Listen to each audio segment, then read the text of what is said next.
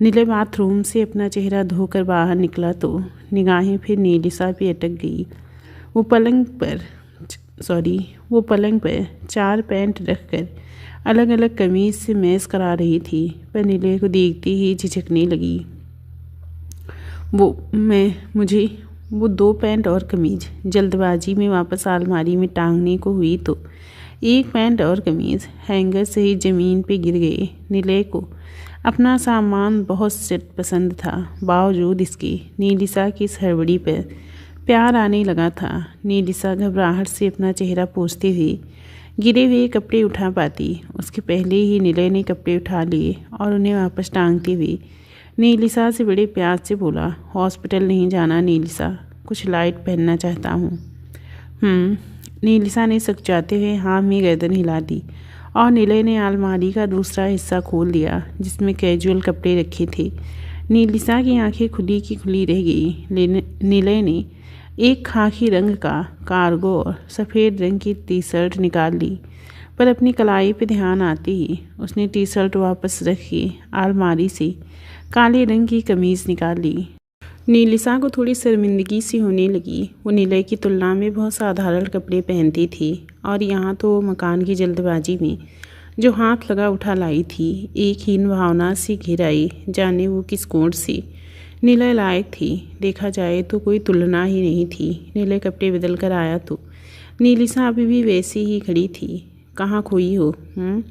नीले प्यार से उसके सिर पे हाथ फेरते हुए बोला तो नीलिसा उसे भावहीन सी देखने लगी। कितना खूबसूरत था वो और कितना सफल भी। उसके सामने वो कहाँ टिक रही थी। लोग उन्हें साथ देखेंगे तो यही कहेंगे कि अमीर और फेमस इंसान को जाने क्या खिला पिला के अपने बस में कर लिया। उसकी सोच फिर से लोगों पे अटकने लगी। तैयार नहीं होना, क्यों परेशान हो? नीले ने प्यार से उसका गाल थपथपाया तो जाके वो नीलिसा चौंकते हुए होश में आई। नहीं, मैं तैयार ही हूँ। वो हीन भावना से ग्रसित होकर झेपने लगी थी। एटलीस्ट कॉम कर लो, बाल बिखर गए हैं सारे, कहते हुए नीले ने उसे शीशे के आगे कर दिया और उसे शीशे में देखते हुए ही मुस्कुराने लगा। नीलिसा की तुलना और बढ़ गई।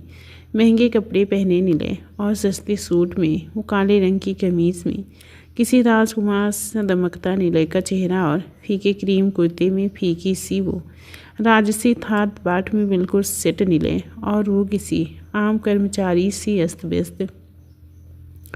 नीली खूबसूरत वो भी कम नहीं थी, नीले से ज़्यादा ही थी, मगर वो दब जा रही थी इतना कि खुद को बदसूरत महसूस करने लगी। नीले उसके अक्स को आँखों में झांक कर अवलोकन कर रहा था। जाने क्या बात थी जो नीलिसा को अब भी साल रही थी। उसने आगे झुक के कंघी उठा ली और नीलिसा को कंधे से पकड़कर अपनी तरफ घुमा लिया। नीलिसा खोई हुई सी उसे निहारने लगी और नीले उसके चेहरे को देखते हुए उसकी पीठ पर लटकी चोटी खोलने लगा। इतनी करीबी नीलिसा को मदहोश करने लगी थी, मगर वो खुद को नीले द्वारा छूने लायक भी नहीं मान पा रही थी। वही नीले बेहद शांत सा उसके बिखरे मगर मुलायम बालों को महसूस करते हुए संवारने लगा था। शादी हो गई होती तो शायद वो नीलिसा के बालों की महक में डूब चुका होता, लेकिन उसने खुद को बड़ी कड़ाई से संभाला हुआ था। उसे चोटी गूंथनी नहीं आती थी, जिस कारण उसने नीलिसा के रेशमी बालों को एक कंधे पे टिका कर छोड़ दिया। ऐसे ठीक है ना? उसने पूछा तो नीलिसा ने चौंक कर अपने बालों को देखा और खुले नहीं रखती कहकर धीरे से जूड़ा बनाने लगी। उसका सजने संवरने की कोई इच्छा नहीं रह गई थी। नीले एक कदम पीछे हो गया। वो नहीं होता तो बहक जाता। आओ तुम, मैं बाहर हूँ, कहकर वो कमरे से निकल गया और उसके जाते ही नीलिसा अपने सीने पे हाथ रखे गहरी सांसें लेने लगी। जब वो खुद को ठीक करने के बाद बाहर निकली तो उसके इंतजार में चहलकदमी करते नीले के कदम जम गए। ढीले से जूड़े में वो कयामत लग रही थी। उस पर उसकी सादगी, साधारण क्रीम सूट और चूड़ीदार में मेहरून दुपट्टा, जिससे उसने बड़े सलीके से खुद को ढका हुआ था। नीले को अपनी किस्मत पे भरोसा ही नहीं हो पा रहा था कि दुनिया की सबसे खूबसूरत हस्ती उसके सामने, वो भी उसकी बन के। उसे गुमान था नीलिसा पर, गुमान कि वो घुटने टेक देने वालों में से नहीं थी, वो हार मान लेने वालों में से भी नहीं थी। उसने खुद को कठोर स्थिति में जूझना सिखाया था। उसके जैसा मजबूत होना आसान कहाँ था भला।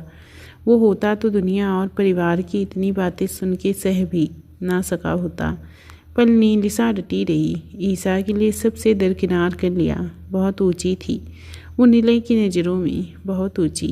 चले, नीले की नज़रों से शर्मा कर वो बोली तो नीले ने हामी बहते हुए दरवाज़ा खोल दिया और नीलिसा सुकचाते हुए उसके पास चली आई। नीले के साथ गाड़ी में बैठकर नीलिसा के सामने हॉस्पिटल में नीले से मिलने से लेकर सारी यादें ताज़ा हो गई।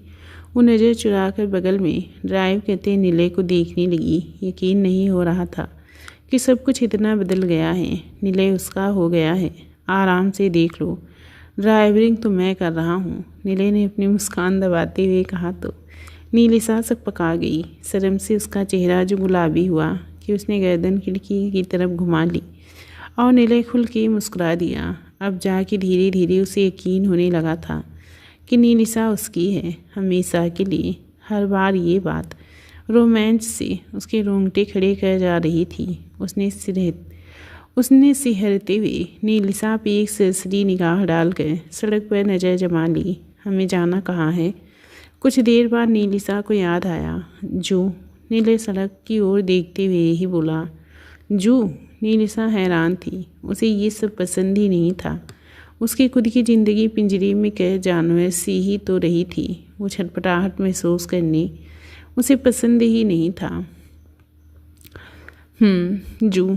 ईसा को एनिमल्स देखने थे, डैडी को भी पसंद है, नीले ने कहते हुए गाड़ी मोड़ ली। सामने ही जू का बोर्ड चमक रहा था। गाड़ी रुकते ही नीलिसा अनमने ढंग से उतर गई। नीले भी उतर के टिकट लेने चला गया। जब वो आया तो नीलिसा जाने किस चिंता में खोई थी। नीले उसके बगल में पहुंचकर बहुत देर तक खुद को रोकने की नाकाम कोशिश करता रहा, पर नीलिसा की उपस्थिति उसका संयम बर्बाद कर रही थी। अपने दिल की इच्छा से हारते हुए उसने धीरे से नीलिसा की कमर पर अपनी हथेली से पकड़ बनाकर खुद से सटा लिया। नीलिसा चिहुक कर काँपने लगी। नीले सब समझते हुए भी नासमझ बना रहा। इस एहसास को जीने के लिए बहुत तड़पा था वो, अब और नहीं सह सकता था।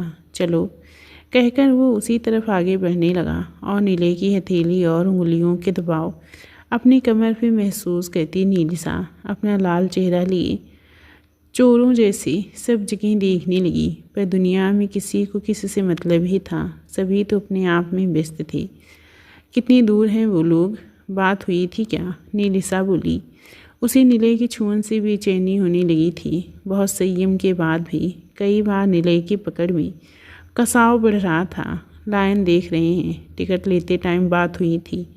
नीले एक अजीब से एहसास से घिरा हुआ था। वो जल्दी से सबके पास पहुंच भी जाना चाहता था और इस एक पल में पूरे जू में अपने और नीलिसा के सिवा किसी की भी उपस्थिति नहीं चाहता था। पर यह असंभव था। शादी तक तो उन दोनों को कोई एकांत नहीं मिलना था, और मिलना भी था तो दोनों खुद ही मजबूरी से ही रहने थे। जैसे ही दोनों शेर वाली जगह पे पहुंचे,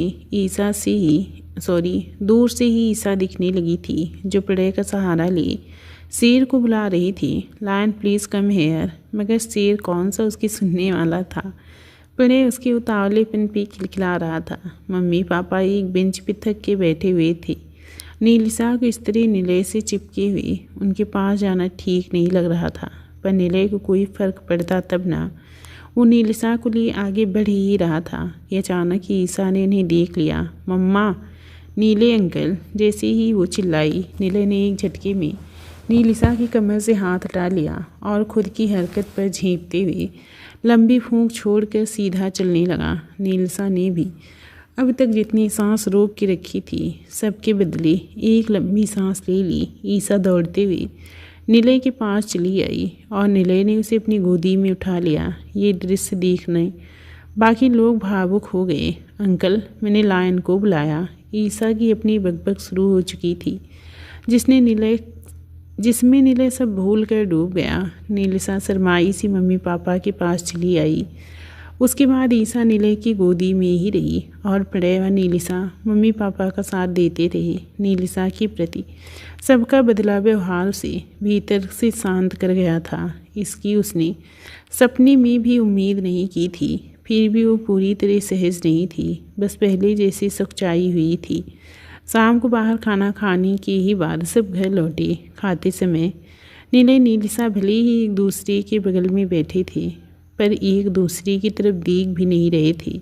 हाँ, लेकिन उनके चेहरे बता रहे थे कि उनके बीच में खाई मिट रही है, फासले सिमट रहे हैं। मम्मी के दिल में एक टीस जरूर उठी, मगर अपने बेटे की खुशी से बढ़कर कुछ नहीं था। बड़ी मुश्किलों के बाद तो निलय ने सबके साथ अपनी दूरियां मिटाई थी। वो भले ही चेहरे से भावहीन रहता हो, पर माँ होने के कारण वो उसके चेहरे की खुशी साफ देख सकती थी। रात को मम्मी पापा को गेस्ट हाउस जाना था और प्रणय को निलय के कमरे में रुकना था। उसके पहले उन दोनों ने निलय व नीलिसा से शादी की बात करना ठीक समझा। ईसा सो चुकी थी। उनके हिसाब से ऐसे रिश्ते में जल्दी शादी हो जाना बेहतर था। निलय पंडित जी से बात हो गई है, कल सुबह वो शादी की डेट बता देंगे। तुम ये बताओ कि शादी कैसे करनी है। पापा बोले तो नीलिसा के साथ साथ निलय भी शर्म से गुलाबी हो गया। मम्मी पापा और प्रणय अविश्वास से आंखें फाड़े निलय को देखने लगी। वो ढीठ और बेहया इंसान जाने कब शर्माना सीख गया।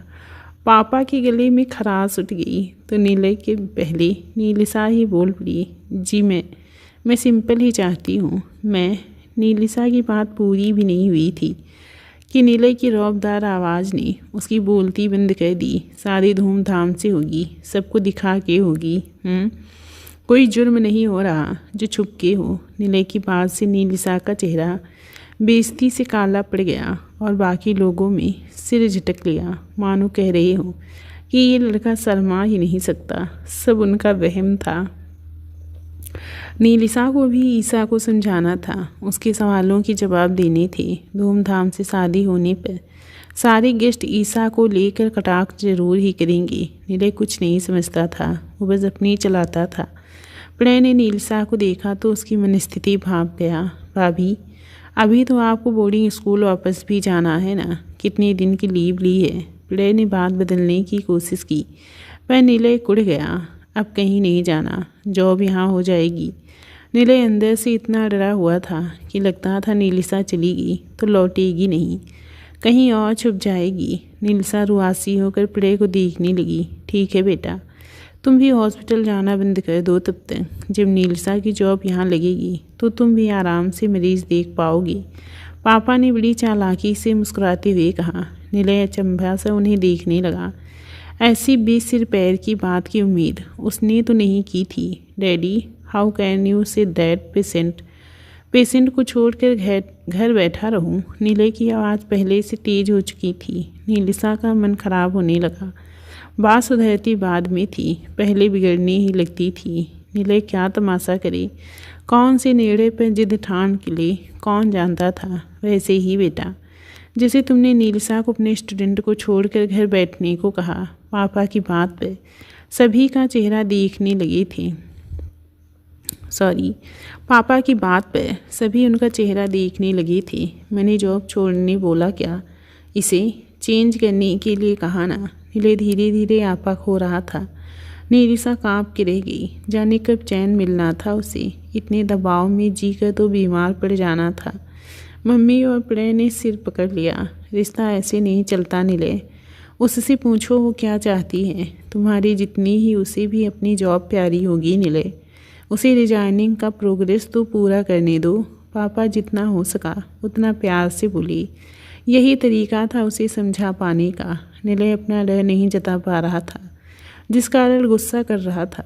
नीलिसा से 1 महीने की दूरी में वो कहीं तड़प कर मर गया तो कोई क्यों नहीं समझता था उसकी तकलीफ़। आखिर उसने गर्दन घुमाकर नीलिसा को देखा तो कांपते हाथों से अपनी उंगलियों पर बार बार दबाव बना रही थी। वह उन्हें सिकोड़ी। उसने जिस तरह से झुकाया था, साफ था कि वो रोना रोक रही थी। निलय का कलेजा मुंह को आने लगा था। जाना चाहती हो? नीले सांस रोके पूछ बैठा। नीलिसा घबराहट में कभी उसकी तरफ तो कभी अपनी हथेलियों को देखने लगी। वो किसी तरह की बहस या लड़ाई झगड़े का कारण नहीं बनना चाहती थी। उसे केवल मानसिक शांति चाहिए थी, जो कि फिलहाल मिलती नहीं दिख रही थी। कितने दिन की छुट्टी पे आई हो? नीले खून के आंसू रोने लगा था। चार। नीलिसा ने उससे नजरें भी नहीं मिलाई। मैं छोड़ कर आऊँगा कुरुक्षेत्र तुम्हें। यहाँ आने के पहले दूसरी जॉब हो जाएगी, कहकर नीले तुरंत खड़ा हो गया। कोई कुछ बोलता उससे पहले ही वो कमरे में जा चुका था। पापा ने मम्मी की आंखों से इशारे में ही दिखा दिया कि नीले के लिए केवल नीलिसा ही चल सकती है। मम्मी भी अब ये बात समझने लगी थी। भाभी, प्रणय ने कहा तो नीलिसा ने सिर उठा लिया और रोकने के बावजूद छलक उठी आंखों को झट से पोंछ लिया। थोड़ा सा पेशेंस रखना होगा आपको। वो अभी तक आपके जाने के दुख से उबर नहीं पाए हैं। आई होप आप समझेंगी। प्रणय को नीलिसा के लिए वाकई बुरा लग रहा था। नीलिसा ने हाँ में गर्दन हिला दी। नीले की प्रतिक्रिया कुछ उसे भी समझ आ रही थी, पर फिर भी जाने क्यों उसकी बातें चुभ जा रही थी। मम्मी डैडी चलिए आप दोनों को छोड़ आऊँ, कहकर प्रणय उठ गया। भाभी आप भी रेस्ट कर लीजिए और हम सब हैं ना, टेंशन मत लीजिए, प्रणय ने कहा तो नीलिसा जबरन मुस्कुराते हुए खड़ी हो गई। मम्मी कुछ सोचते हुए नीलिसा के पास चली आई। तुम्हें बहुत गलत समझा था मैंने नीलिसा, हो सके तो मुझे माफ़ कर देना, कहते हुए नीलिसा की आंखें अपने हाथों से पोंछने लगी। नीलिसा को अपनी मम्मी याद आ गई।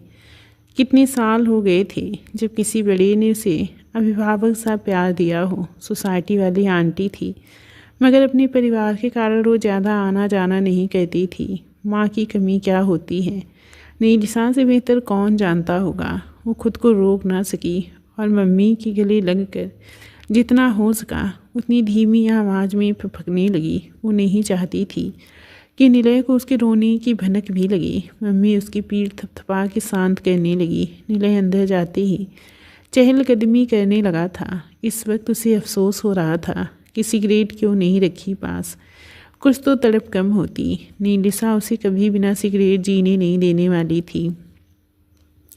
उसे एक बार भी नीले की चिंता नहीं हुई कि वो कैसे रहेगा 1 महीने। अभी तक तो ईसा को भी कुछ नहीं पता, और जब पता चलेगा तब जाने वो उसकी प्रतिक्रिया देख पाए या ना। उसकी सांसें बढ़ने लगी थी और साथ ही गुस्सा भी। बाहर मम्मी पापा दरवाजे से बाहर निकल ही रहे थे कि नीले के कमरे से सामान पटकने की तेज आवाज़ ने सबको चौंका दिया। ये लड़का, मम्मी ने सिर पकड़ लिया और प्रणय हंस दिया। Congrats mummy, your son is finally back. अब छुपा के रखना सारे सामान। प्रणय के टोन पर नीलिसा को भी हंसी आ गई।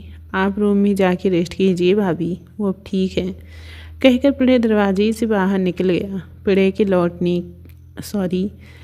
के लौट के आने तक नीले शांत होकर सोफे पर बैठ चुका था। प्रणय ने सारा बिखरा सामान समेटना शुरू किया तो नीले को अपनी हरकत पर शर्म आने लगी। वो उठा और प्रणय के साथ बिखरा सामान समेटने लगा। चूँकि उसने कपड़े बदल लिए थे तो उसकी कलाई अब प्रणय के सामने थी। भाई, कहते हुए वो उसकी कलाई का निरीक्षण करने लगा और नीले बचने के लिए अपनी कलाई छुड़ाने लगा तो प्रणय ने उस पर नजरें जमा ली। क्या?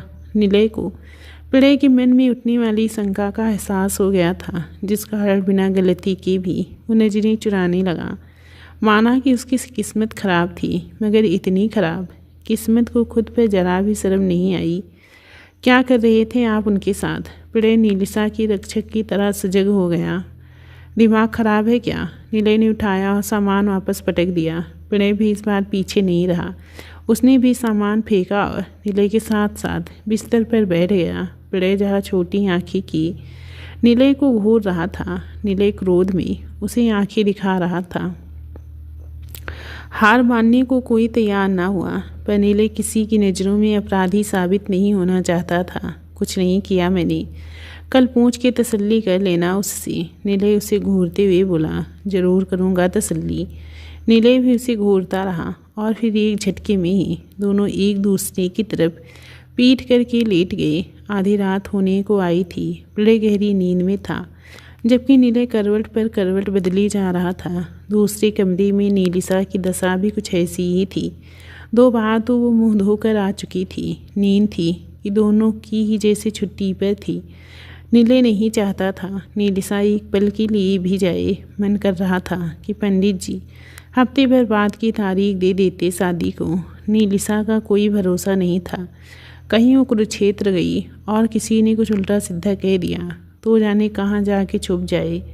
उसका दिल ऐसे धड़का कि वो तेजी से उठ बैठा। उसका दिमाग सुन्न पड़ चुका था और दिल था कि नीलिसा की रट लगाए था। वो कंबल एक तरफ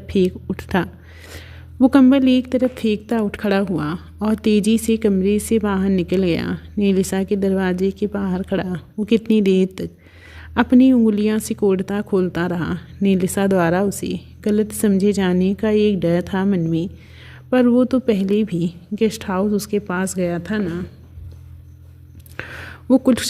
वो कुछ गलत नहीं सोचेगी। अपने दिल को बेमतलब की दलीलें देते हुए उसने धीमे से दरवाज़ा खटखटा दिया। अंदर करवट बदलती नीलिसा झट से उठ बैठी। उसकी धड़कनें बेतहासा दौड़ने लगी थी।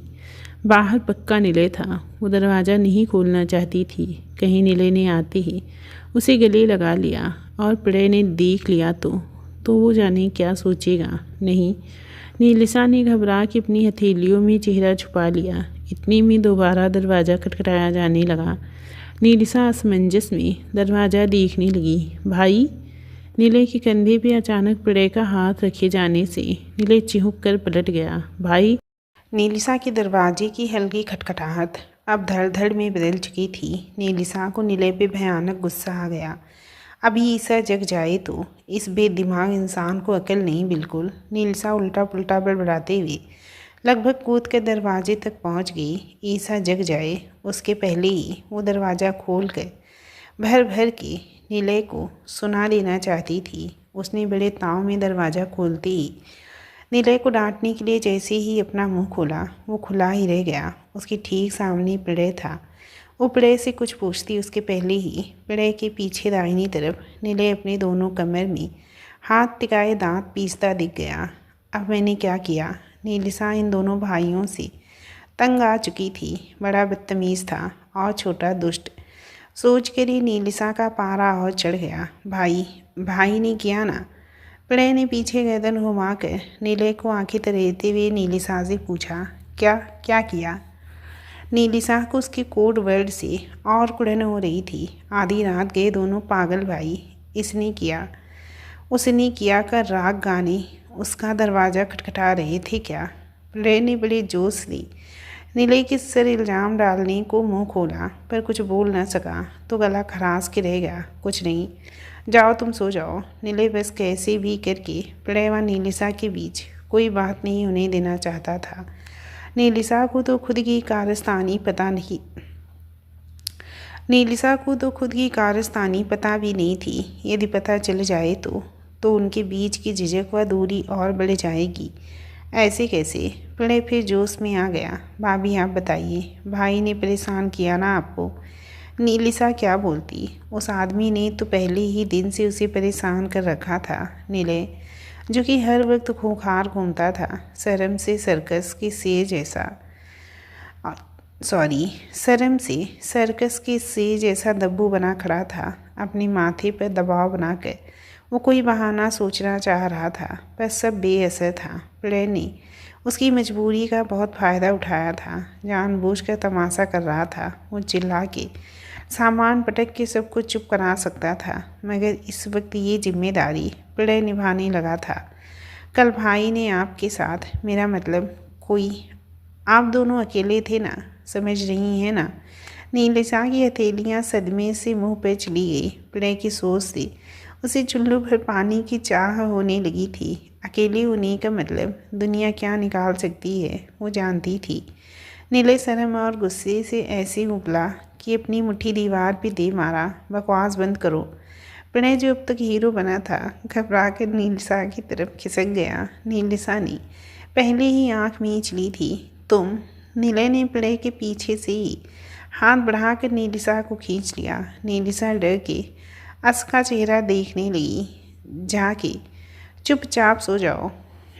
जिस तरह से उसने नीलिसा से कहा, नीलिसा अपना आपा खो बैठी और झटक के खुद को छुड़ा लिया। सोई ही थी चुपचाप। दरवाज़ा खटखटा के मेरा पागल आप दोनों ने बनाया है, समझे? नीलिसा ने तर्जनी उंगली नीले की आंखों के ठीक सामने देख कर प्ले के होश फाख्ता हो गए। नीलिसा को भी शेर की मान में हाथ डालने का खास तजुर्बा था।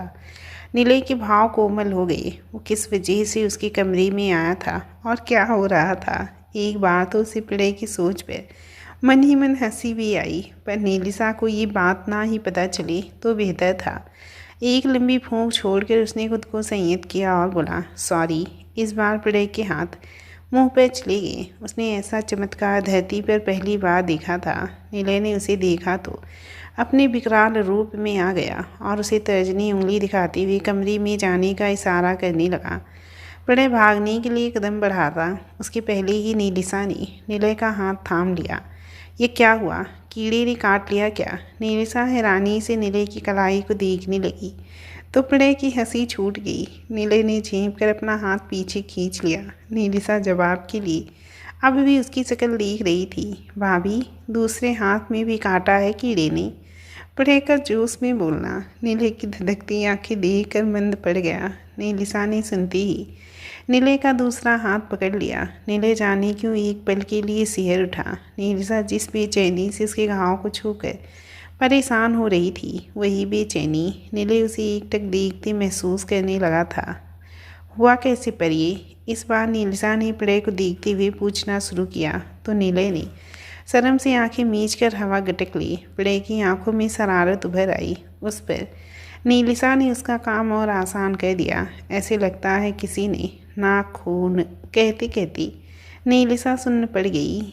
उसने झट से नीले को देख लिया जो अपने दूसरे हाथ से बहुएं खुजलाते हुए उसकी बेवकूफ़ी पर मुंह टेढ़ा किए था। प्ले ने मौका देखकर जैसे ही मुंह खोलना चाहा, नीले दबी आवाज़ में दहाड़ उठा, कमरे में जाओ। प्ले इस बार वाकई सहम गया और तेज कदमों से कमरे की तरफ बढ़ गया।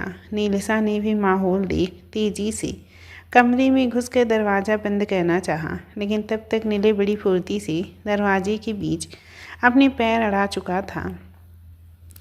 नीलिसा खुद को हारता जान उसी तरह दरवाजे को दबाए खड़ी कांपने लगी। सेकंड भी नहीं बीता था कि नीले द्वारा दरवाज़ा ढकेल कर खोले जाने के साथ साथ वो भी खिसकती चली गई, लेकिन दरवाजे के पीछे से बाहर नहीं आई। उसकी हिम्मत ही नहीं थी नीले का चेहरा देख पाने की। ये नाखून उसके ही थे, इतना तो वो अच्छे से जान ही चुकी थी। प्ले के ख्याल याद आते ही उसकी आंखों में पानी उतर आया। प्ले अपने कमरे में जाने के बाद से ही मुंह पर हाथ रखे लोट-पोट हुए हंस रहा था। उसे नीलिसा की मासूमियत भरी बेवकूफ़ी पे तरस से ज़्यादा हंसी आ रही थी।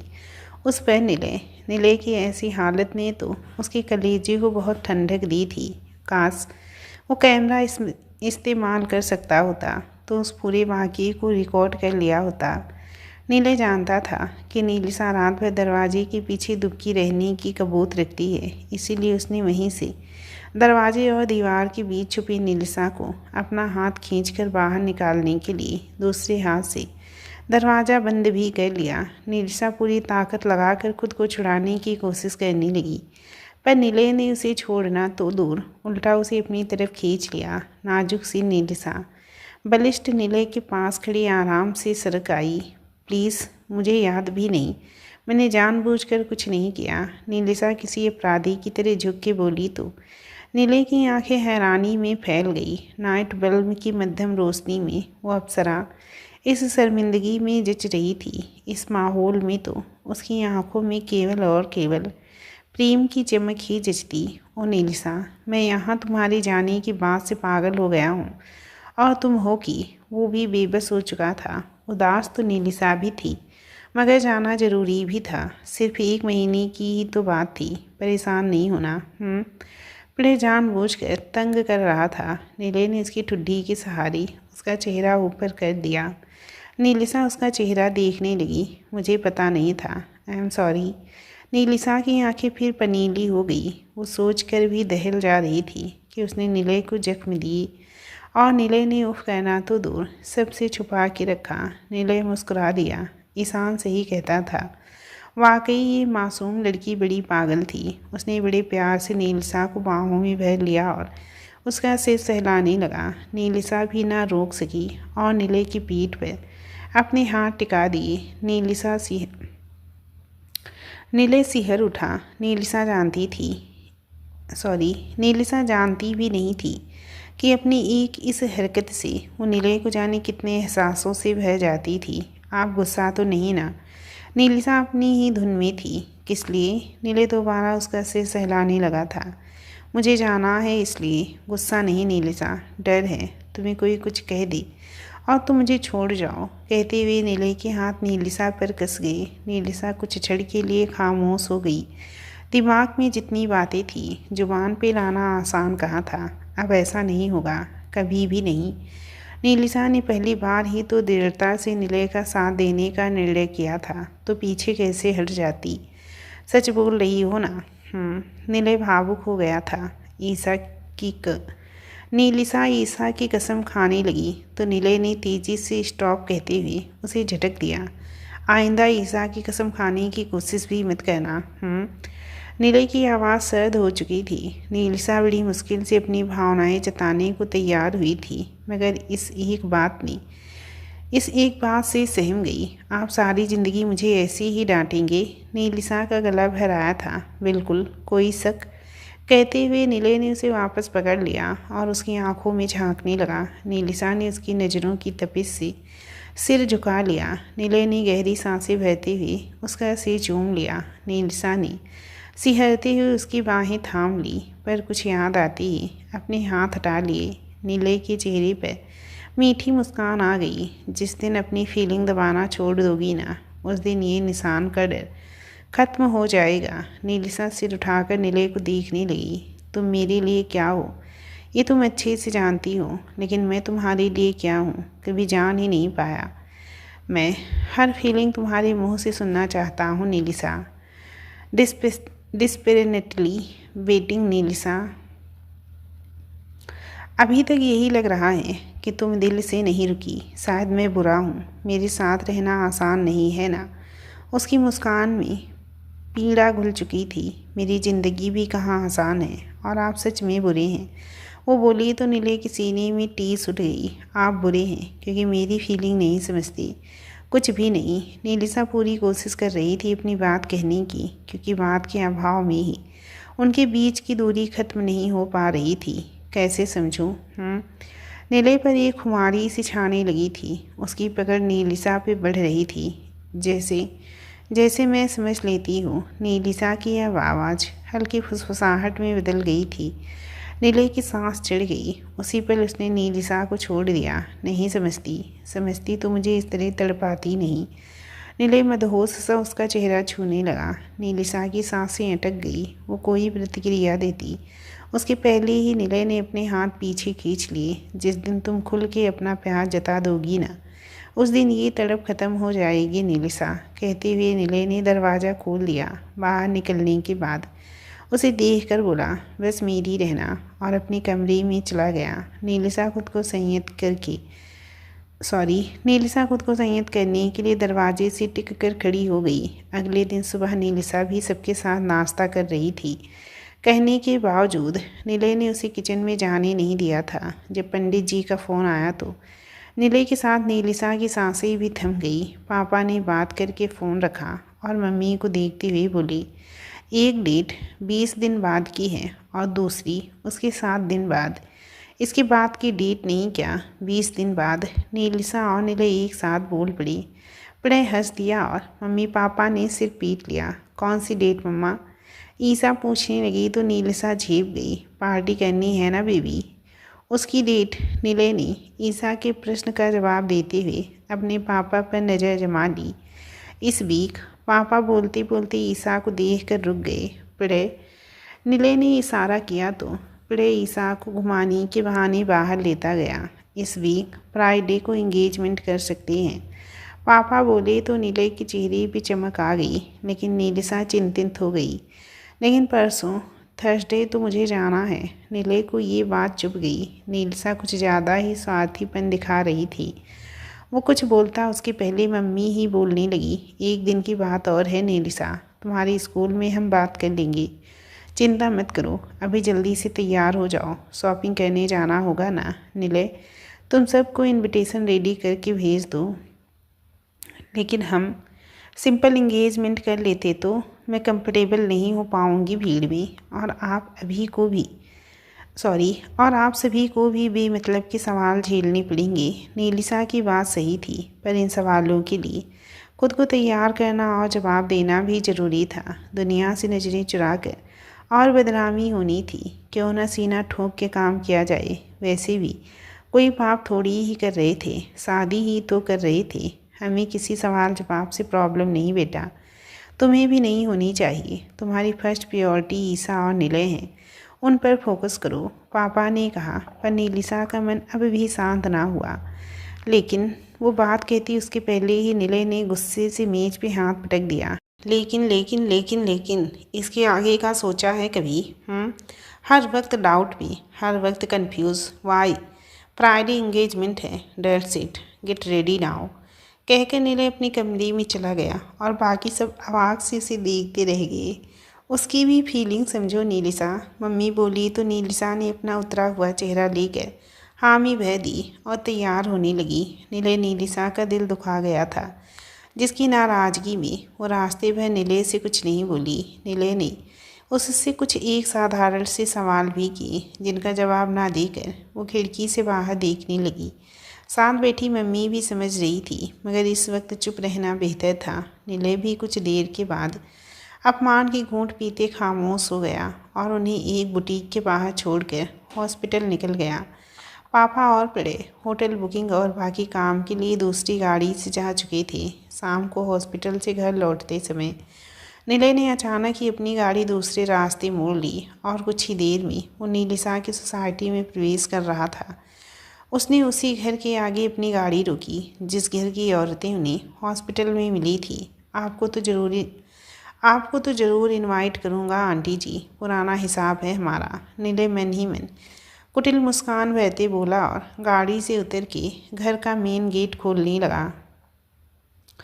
रास्ते भर निलय बड़े हल्के मन से गुनगुनाते हुए गाड़ी चला रहा था। आज पहली बार उसने अपने गुस्से को दरकिनार कर बड़े सधे तरीके से अपना बदला लिया था। उसे पूरा यकीन था कि वो भविष्य में भी ऐसा ही करेगा। नीलिसा को इस तरह नीचा दिखाने वाले लोगों का यही इलाज था, उन्हें इतना जलाया जाए कि वो खून के आंसू रो दें। वो कुछ वक्त ये भी भूल गया कि नीलिसा उससे नाराज़ है। जब वो घर पहुंचा तो सब दिखे सिवाय नीलिसा। निलय बेताब सा सबसे नजरें छुपाए उसे खोज रहा था, पर वो नाराज़गी में छुप के बैठी थी। निलय मायूस सा कमरे में कपड़े बदलने चला गया। वो लौट कर आया, तब भी नीलिसा नहीं थी। शॉपिंग हो गई सारी। वो उदासी से मम्मी के बगल में बैठते हुए बोला, हाँ कल तुम अपने लिए भी ड्रेस ले लेना, इतने शॉर्ट नोटिस में ज़्यादा लोग नहीं आ रहे हैं वैसे, मम्मी ने कहा। तो निलय ने कहा, दिखाइए क्या लिया।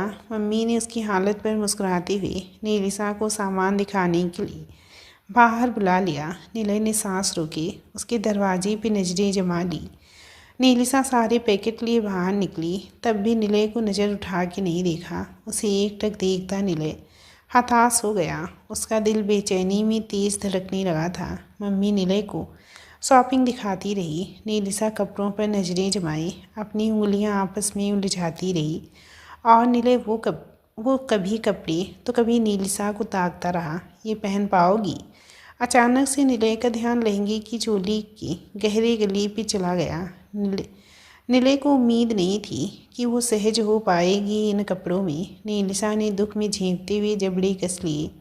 साड़ी पहन लोगी? निलय ने फिर नीलिसा को ध्यान से देखा तो नीलिसा ने हाँ में गर्दन हिला दिया। चलो कहकर वो खड़ा हो गया। पर निलय, ये अच्छा है, इंगेजमेंट रोज़ थोड़ी ही होगी और इतनी जल्दी साड़ी रेडी कैसे होगी? मम्मी परेशान सी खड़ी हो गई। उन्हें नीलिसा के नखरे पसंद नहीं आ रहे थे। दुकान में भी अच्छे अच्छे लहंगे उसने रिजेक्ट कर दिए थे। मम्मी वो नहीं पहनती, गिव हर सम टाइम, कहते हुए उसने वापस कार की चाबी उठा ली। नीलिसा सुखचा सी गई। उसके कारण सब परेशान हो रहे थे। अभी लहंगा वापस थोड़ी होगा। मम्मी अब भी नहीं चाहती थी कि प्लान बदले। ये आपकी चॉइस है मम्मी, नीलिसा इसे शादी के बाद पहनेगी, कहकर नीले ने मम्मी के कलेजे को थोड़ी राहत दे दी और दरवाजे की तरफ बढ़ गया। कैसे मानोगी बता दो। रास्ते में नीलिसा की चुप्पी पर नीले ने आखिरकार पूछ लिया। वो मरा जा रहा था नीलिसा की आवाज़ सुनने को। नीलिसा ने उसकी तरफ देखा भी नहीं। नीले को लगा उसका दिल टूट कर बिखर गया हो। उसने अचानक ही ब्रेक लगाया तो नीलिसा घबरा कर उसे देखने लगी। नहीं चाहती ना ये शादी? नीले की आवाज़ में चिड़चिड़ापन बढ़ने लगा था। नीलिसा की घबराहट बढ़ गई। नीले गलत समझ रहा था। नहीं चाहती तो यहाँ रुकती नहीं। सॉरी, नहीं चाहती तो यहाँ रुकती नहीं, कहा था मैंने। आप कुछ नहीं समझती, कहते हुए नीलिसा की आंखें डबडबा गई। उसके भीतर क्या तूफान चल रहा था वो किसी को साझा नहीं कर सकती थी। नीले शर्मिंदा हो गया। सही कह रही हो, शायद मैं ही तुम्हें नहीं समझ सका, कहते हुए उसने सिर झुका लिया। कुछ देर की गुप्त शांति के बाद नीले ने दरवाज़ा खोल दिया। चलो। कहाँ? नीलिसा असमंजस में बोली तो नीले ने सामने एक बुटीक की तरफ इशारा कर दिया। उनके लौट के आने तक बड़े पापा व ईसा भी आ चुके थे। नीले ने ईसा को गोदी में उठा लिया और उसकी बातें सुनने लगा। खाने के समय भी उन दोनों में कोई बात ना हुई, पर नीले ने खुद को ईसा के साथ व्यस्त रखकर अपनी पीड़ा भी जाहिर ना होने दी। रात को फिर वो करवटें बदल रहा था। नीलिसा की नाराज़गी समझ में आती थी, मगर उदासी। आखिर वो खुश क्यों नहीं थी? कितनी असहज थी वो नीले के सामने। जब बुटीक वाले उस पर साड़ियाँ लगा कर दिखा रहे थे और नीले बस आंखें फाड़ी भारी साड़ियों में निखरती उसकी खूबसूरती देख रहा था। आखिर में जब पीले रंग की नीले रंग के बॉर्डर वाली बनारसी साड़ी नीलिसा पे रखी गई तो नीले को लगा उसका दिल न बाहर निकल आए। कुछ पल तो वो मुँह खोले गुलाबी सी रंगत वाली नीलिसा में डूब ही गया था। उसे तो किसी की आवाज़ तक सुनाई नहीं दे रही थी। अपनी हरकत याद आते ही नीले अपने सिर के नीचे हाथ रखे मुस्कुराकर अगले ही पल वो मुस्कान गहरी उदासी में बदल गई। कैसे नीलिसा के चेहरे का रंग साड़ी का दाम सुनकर ही उड़ गया था। वो कोई सस्ती साड़ी देखना चाहती थी, पर नीले उस साड़ी पर अड़ गया था। वो तो रुपए देने को भी तैयार था, मगर नीलिसा मानती तब ना। नीले को तो दुकान में पता चला कि दिन की सारी शॉपिंग भी उसने खुद के रुपयों से की थी। वो डांट डपट कर अपना काम करवाना जानता था, मगर नीलिसा पहले ही मुंह फुलाए बैठी थी। अभी उसे भड़काना ठीक भी नहीं था। जिस कारण वो बड़ी मायूसी से नीलिसा से खुद के हिसाब से साड़ी लेने को बोलकर एक तरफ बैठ गया था। उसे नीलिसा ने इतना भी हक नहीं दिया था कि वो खुल के उसके लिए कुछ कर सके। नीलिसा ने उसे एक नज़र देख कर जाने क्या सोचा और वही साड़ी पैक करवा ली थी। याद आते ही नीले का चेहरा फिर खिल गया। अगला दिन बहुत ज़्यादा व्यस्तता में गुजरा। नीले सुबह जल्दी ही हॉस्पिटल के लिए चला गया था। उसे एक ज़रूरी सर्जरी निपटानी थी, जिस कारण नीलिसा से उसकी बात नहीं हो सकी थी। उस पर जाने क्यों नीलिसा का मुंह लटका था। नीले की चिड़चिड़ाहट धीरे धीरे क्रोध को चिंगारी देने लगी थी। घर पर भी सबने नीलिसा को खुश रहने के लिए कहा, पर वो मैं खुश हूँ कहकर जबरन मुस्कुरा दे रही थी। नीले शाम को अपने लिए कपड़े खरीद कर ही लौटा। बहुत थक गया था वो। उस पर नीलिसा का मुस्कुराता चेहरा देखने की तलब उसे बेचैन कर रही थी। वो घर पहुंचा तो नीलिसा कमरे में ही थी, पर ईसा तो उसके पास आकर कूद फांद करने लगी। अभी तक उसे पता नहीं था कि पार्टी किस चीज़ की थी। पापा, आई थिंक हमें अब बता देना चाहिए, नीले ईसा की तरफ इशारा करते हुए बोला तो सबको ही ये बात सही लगी। भाई, एक बार भाभी से पूछ लीजिए। प्रणय ने नीले की बेताबी समझ गया था। नीले गहरी सांस छोड़ता हुआ नीलिसा के कमरे की तरफ बढ़ गया और खुद को गुस्सा न करने के लिए समझाता रहा। उसने नीलिसा को आवाज़ देते हुए जैसे ही दरवाज़ा खोला, नीलिसा हड़बड़ाते हुए अपने पर्स में कुछ रखने लगी। नीले की भौहें सिकुड़ गई। क्या हुआ? उसने नीलिसा से पूछा, जो बिना उसकी तरफ पलटे अपना चेहरा पोंछ रही थी। नहीं, कुछ नहीं, कहकर वो मुस्कुराते हुए पलट गई, पर नीले की कनपटी की नसें फड़कने लगी। नीलिसा कुछ तो छुपा रही थी, फिर भी वो चुप रहा। मैं सोच रहा था कि ईसा को बता देना चाहिए। नीले जितनी शांत लहजे में पूछ रहा था, उतनी ही पैनी नजरें नीलिसा पे जमाए था। जी। नीलिसा का दिल धक से रह गया। जाने क्यों उसे ईसा की नज़रों में गिर जाने का बेबुनियाद सा डर था। जी, मैं ला रहा हूँ उसे, प्रिपेयर्ड रहो। अब नीलिसा से पूछना बेकार था। वो पूरी ज़िंदगी ईसा को बताने की हिम्मत नहीं कर पाती। बेहतर था नीले ही मोर्चा संभाल ले, जब तक वो ईसा को फुसला कर कमरे में लाया। नीलिसा वैसे ही जड़वत खड़ी थी। नीले ने ईसा को बिठाने के साथ नीलिसा को भी इशारा किया, तो वो भी ईसा के बगल में बैठ गई। नीले पहले ईसा से उसके स्कूल, छात्रों और शिक्षकों के बारे में पूछकर समा बांधता रहा। ईसा भी सब गिनती रही। तो ईसा, मुझे स्कूल में आना होगा ना तुम्हारी पेटीएम पर? आखिर में नीले ने बड़ी तेज़ी से धड़कते दिल के साथ पूछा। उसे रिजेक्ट किए जाने का डर सताने लगा था। ईसा नीलिसा को देखने लगी, जिसने उसे बोर्डिंग स्कूल में जाने के बाद सब सिखा दिया था। नीले दांत पीसते हुए नीलिसा को घूरने लगा, तो नीलिसा सकपकाते हुए ईसा को समझाने लगी।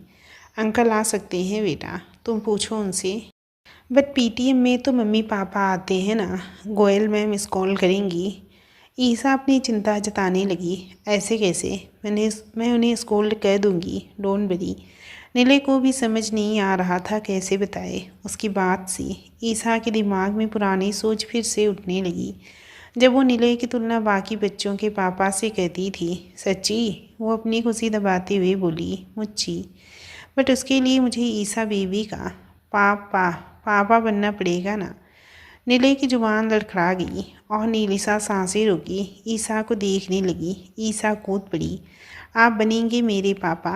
वो जितनी खुशी में कूदी थी, नीलिसा को देखते ही उतनी ही नीरस होकर बैठ गई। नीले का क्रोध नीलिसा पे और बढ़ गया, जिसे समझते हुए नीलिसा ने उस पर से नजरें नहीं उठाई। मम्मा भी रेडी हैं बेबी। नीले ने ईसा को अपनी गोदी में उठा लिया, तो नीलिसा ने मुस्कुराते हुए ईसा से हामी भर दी। सच्ची नीले अंकल, आप मेरे पापा बनेंगे, मेरी स्कूल आएंगे? ईसा खुशी से सवाल कर रही थी। जब कहोगी तब आऊँगा। नीले ने उसका सिर चूम लिया और ईसा खुशी से कूदने लगी। ये नीले अंकल मेरे पापा हैं, मेरे भी पापा हैं अंकल। मैं स्कूल में बताऊँ? मम्मा, नीले अंकल को हम ले जाएंगे। नीले कुछ कह ही ना सका। उसका गला आंसुओं से चोक हो चुका था और किसी के सामने वो रोना नहीं चाहता था। ईसा जब कूदते हुए उसके करीब आई तो उसने उसे सीने में छुपा लिया। वो समझ नहीं पा रहा था कि क्या कर जाए। मुझे पापा बोलो ना ईसा। वो ईसा का चेहरा देखते हुए बड़ी मुश्किल से कह सका। जितना उसका चेहरा तना हुआ था, उतने ही उसके होंठ नाकाम हो रहे थे। ईसा ने बड़ी खुशी से पापा कहते हुए उसके गाल चूम लिए और नीले आपा खो बैठा। बस ईसा को गोदी में भींचे सिसक पड़ा। नीलिसा ने कुछ कहना चाहा, तो नीले ने बिना उसे देखे ही कमरे से बाहर जाने का इशारा कर दिया और उसके जाने के बाद खुल के रोया। ईसा से जाने कितनी ही बार उसने पापा कहलवाया, पर तृप्त ना हो पाया। ईसा नन्हे हाथों से उसके आंसू पोंछकर पापा डोंट क्राई कहती, तो उसके आंसू और तेज़ी से बाहर निकल आते। लगभग घंटे भर बाद भी जब नीले बाहर ना आया, तो बाकी लोग परेशान होकर कमरे की तरफ बढ़ गए। जब थोड़ा सा दरवाज़ा खोलकर अंदर झांका गया, तो नीले ईसा को अपनी गोदी में लिए ही सो गया था और ईसा जाने कौन सी लोरी गाने में व्यस्त थी। कोई भी ऐसा नहीं था जिसकी ये दृश्य देखकर आंखें नम ना हुई हों। प्रणय ने छुपकर एक तस्वीर जरूर खींच ली थी। नीले को किसी ने नहीं जगाया। वो बहुत अरसे बाद इतनी सुकून से सोया था। हाँ, ईसा को खाना खिलाने के बाद जब वो सोई तो नीलिसा उसे वापस नीले की गोदी में छोड़ आई। नीले ने नींद में भी ईसा को बड़ी सफाई से पकड़ लिया था। नीलिसा कुछ क्षण उन दोनों को देखती रही और फिर कमरे से बाहर निकल आई। रात को पापा वहाँ पड़े गेस्ट हाउस चले गए और मम्मी व नीलिसा नीले के कमरे में सो गए। बड़ा ही खूबसूरत सा ख्वाब देखते हुए नीले की नींद जैसे ही खुली उससे चिपक के सोई ईसा दिख गई। नीले ने उसका सिर चूम लिया। अब भी जैसे सब सपना ही था। कल उसकी सगाई होनी थी और फिर शादी। सोचकर रीढ़ में लहर दौड़ उठी। वो धीरे से उठकर बाहर आया तो सभी व्यस्त दिखे। नीलिसा अब भी गायब थी। वो जल्दी से हॉस्पिटल से हो आना चाहता था, जिस कारण अपने कमरे में बेसुध घुस गया। सामने ही नीलिसा गीली आंखों के साथ अपने बाल संवार रही थी, जो उसे देखती ही अचकचा के उठ गई। मैं बाहर जाती हूँ। नीलिसा इस तरह हाँफ रही थी जिसे रुलाई रोक रही हो। नीले ने उसका रास्ता रोक लिया। कब बताओगी? उसने कहा तो नीलिसा हल्का खुला दरवाज़ा देखने लगी। मैं ठीक हूँ, प्लीज़ जाने दीजिए। दरवाज़ा खुला है नीलिसा। नीलिसा वहाँ एक सेकंड भी नहीं रुकना चाहती थी। नीले कुछ सेकंड उसे ध्यान से देखता रहा और फिर तेजी से बाथरूम में चला गया। नीलिसा ने गहरी सांस लेते हुए अपनी पलकों पर जमा बूंद पोंछ ली। नीले के तैयार होकर आने तक ईसा भी जग चुकी थी और उसे देखते ही नीले अंकल पापा बोलते हुए उसके पास चली आई और नीले किचन के पास खड़ी नीलिसा का अवलोकन करते हुए ईसा को दुलारने लगा। नीले ने सबके कहने पर भी नाश्ता नहीं किया और जल्दी आने का वादा करके हॉस्पिटल के लिए निकल गया। प्रणय ने भी नीलिसा से जानना चाहा, पर नीलिसा ने घबराहट का बहाना लगा दिया। सब लाचार थे नीलिसा के अचानक बदले व्यवहार पर। नीले रात को लौटा तो नीलिसा सबके साथ बैठी थी, मगर उसके चेहरे की चमक जैसे कहीं गुम थी। नीले उसे एकटक देखता रहा और नीलिसा ने उससे नजरें मिलाने से बचती रही। मम्मी पापा की गेस्ट हाउस जाते ही नीले ने ईसा के लिए टीवी चला दी और नीलिसा से चलो कहकर उसके कमरे में चला गया। नीलिसा बेचैन होकर खुद को समझाती उसके पीछे चली गई। नीले दीवार से सट के अपने हाथ बांधे खड़ा था। नीलिसा झिझकते हुए उसके सामने खड़ी हो गई। तुम बताओगी नहीं तो सबको यही लग रहा है कि तुम्हारी शादी फोर्सफुली कराई जा रही है। ऐसा है तो बोल दो। नीले की आवाज़ में अपना गुस्सा दबाने की गंध आ रही थी। नीलिसा को शर्मिंदगी होने लगी। ऐसा कुछ नहीं, मेरी शादी मेरी मर्जी से हो रही है। नीलिसा अपनी हथेलियां को रीदने लगी थी। नीले ने दोनों हाथ अपने बालों पे फेर कर खुद को रोकने के बावजूद नीलिसा को पकड़ लिया। कुछ ऐसा मत कर देना नीलिसा कि मैं मर जाऊं।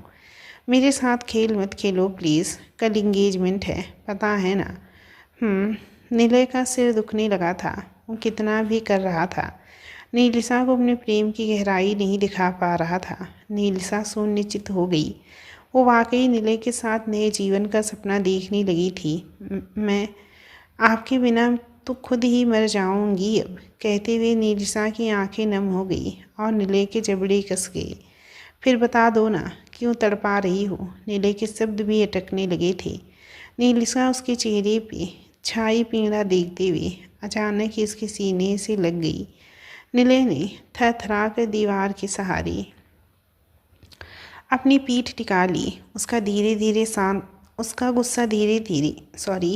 मन धीरे धीरे शांत पड़ गया। नीलिसा वाकई उससे प्रेम करती थी, बस अपने मन की दुविधा साझा नहीं कर पा रही थी। I am sorry Nilisa, I am sorry. वो अपने हर बुरे व्यवहार के लिए माफ़ी मांग लेना चाहता था। नीलिसा ने उसे और कस लिया। नीले से आलिंगन उसके दर्द पे मरहम सा असर कर रहा था।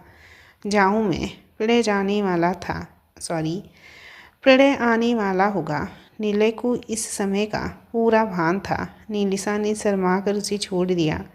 नीले उसकी हया की लाली पर अपने होठों की छाप छोड़ता बाहर चला गया। नीले रात को बहुत देर तक सोचता रहा, लेकिन कोई कड़ी पकड़ में नहीं आ रही थी। अगली सुबह नीलिसा उसके सामने मुस्कुराती हुई ही रही, पर उसके पीछे की मायूसी नीले से छुपी नहीं थी। वो सबके रोने के बावजूद हॉस्पिटल चला गया। मरीज जांच कर समय काटना आसान था। रास्ते पर उसका दिमाग कई तरह की कल्पनाएं करता रहा। जैसे ही उसने सोचते हुए अपने कैबिन में पहला कदम रखा, उसका दिमाग ठनक गया। गॉस कहते हुए उसने अपने पापा को फ़ोन मिला दिया।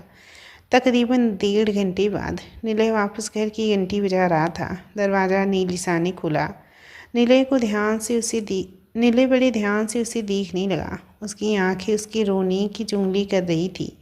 उसका चेहरा उसके बेचैन दिल की कहानी कह रहा था। नीले उसके बगल में रोते हुए अंदर आ गया, जहाँ मम्मी पापा पहले से ही तैयार बैठे थे। ईसा गई। उसने बोतल पानी पीते हुए पूछा तो मम्मी पापा ने खड़े होते हुए हामी भर दी। नीलिसा असमंजस में सबके चेहरे देख रही थी। सब लोग कहाँ जा रहे थे, किसी ने बताया ही नहीं। प्रणय भी ईसा के लिए शॉपिंग के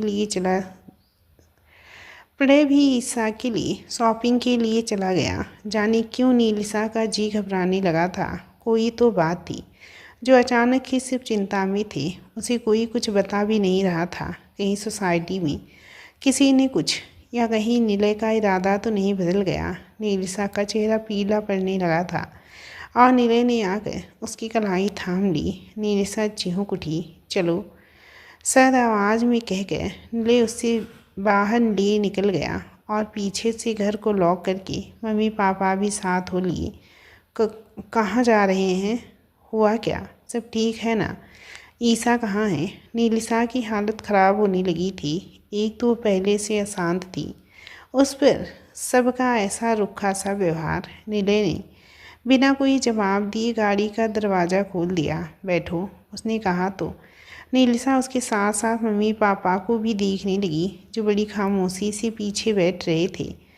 कोई तो मुझे बताइए, मुझसे कोई गलती हो गई क्या? सुबह से सबका बिहेव बदला हुआ है। नीलिसा का गला भर आया था।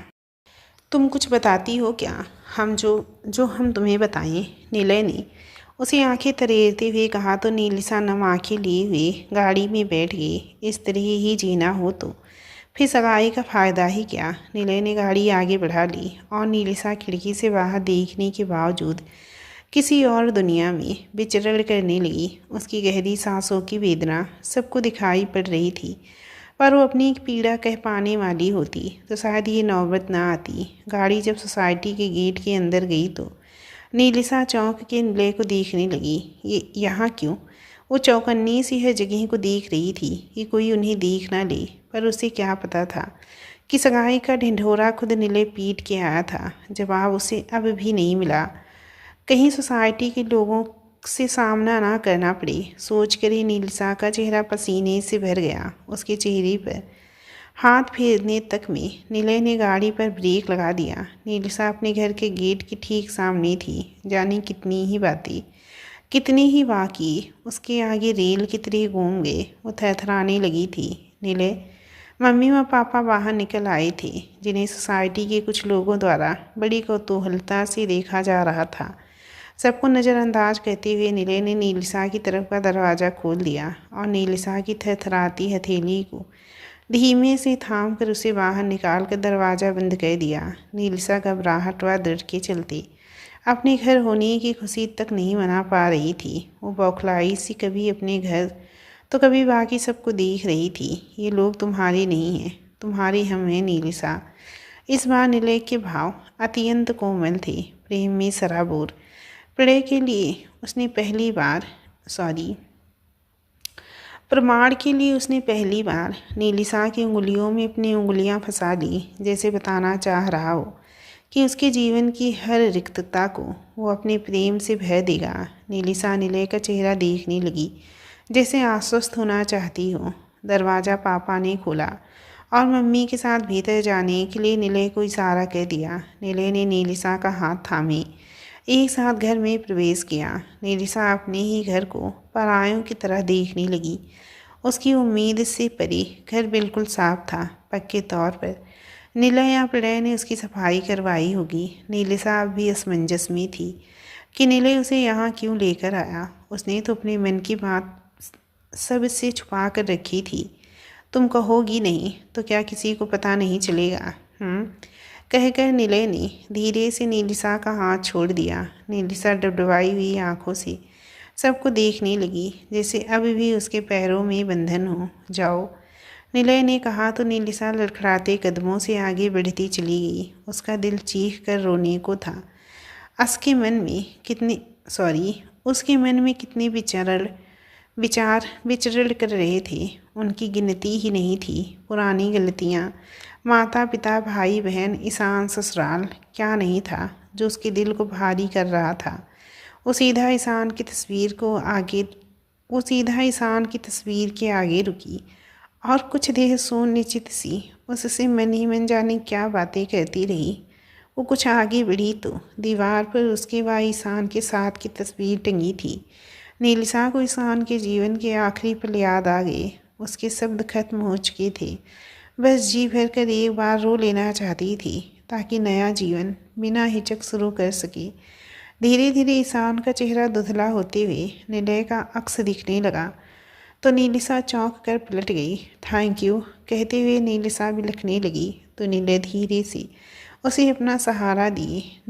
ईशान की तस्वीर एकटक देखने लगा, मानो तस्वीर उससे कह रही हो कि उसकी नीलिसा को कोई तकलीफ़ ना दे, उसे हर दुख से बचा कर रखे। निलय को एहसास ही ना हुआ कि कब उसकी आंखें नम हो गई।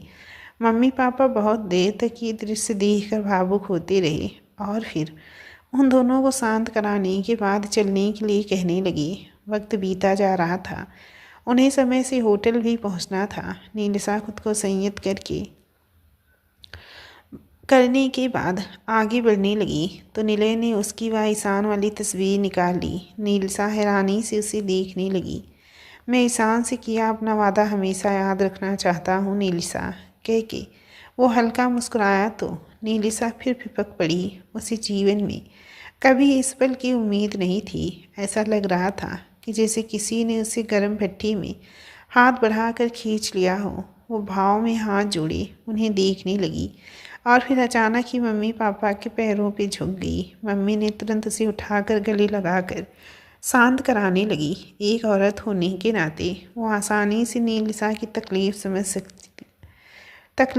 सकती थी। नीलिसा के शांत होते ही निलय ने कदम बढ़ाकर उसके हाथों में तस्वीर पकड़ा दी। अब छुप कर देखने की ज़रूरत नहीं पड़ेगी। निलय ने बड़े प्यार से कहा और नीलिसा ने ईशान की तस्वीर को ध्यान से देखने के बाद सीने से लगा लिया। पहली मोहब्बत का एहसास है तो कुछ के जो बुझ ना पाई वो प्यास है तू ही मेरी पहली ख्वाहिश, तू ही आखिरी है, तू मेरी ज़िंदगी है। दोस्तों, इस कहानी के इस चैप्टर का एंड यहीं पे कहती हूँ। आज का चैप्टर पढ़ के तो मैं भी भावुक हो गई हूँ बहुत ज़्यादा। चलिए मिलती हूँ कहानी के नेक्स्ट चैप्टर के साथ, तब तक के लिए नमस्कार।